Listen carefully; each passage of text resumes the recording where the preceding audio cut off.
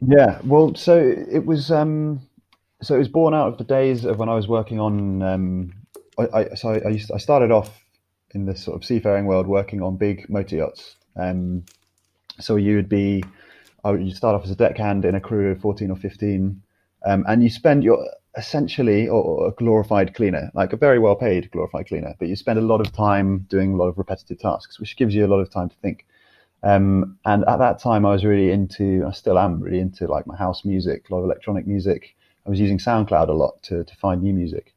And I found that I would sort of game the SoundCloud system a little bit. So I would look at the SoundCloud feed, and instead of just clicking on every song and playing every song, I would look at the ratio between the number of reposts and the number of plays, or the ratio between the number of loves and the number of plays, which are two kind of handy metrics. It's almost like there was one level of like, which was clicking the like little heart button on SoundCloud, and then like a super like would be clicking the repost button. Like you like it so much you want to repost it onto your profile.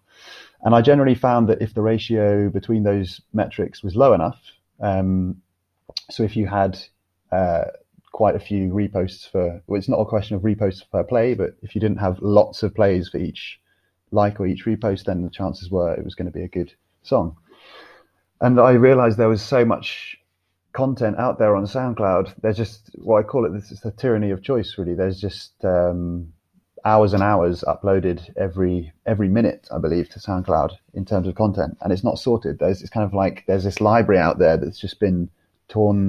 May as well have been torn through by a hurricane, and you're just sort of wandering amongst this media, and there are opaque algorithms that sort of suggest you stuff, and like you sort of I find now, I like a lot of the stuff that's suggested to me, but I don't really know how or why it's suggested to me, and I feel that it's all rather opaque. So I thought there must be a way to distill the music and all of the content in SoundCloud and sort it better, index it, make it so it's searchable. I'm kind of obsessed by efficiency, and I like the idea of being able to drill down into a particular genre or a particular geographical location or a particular demographic and see what is big in those respects. So seeing what is popular in London or Jamaica or Barcelona or wherever. So this idea of sort of visualizing all of that data fascinates me.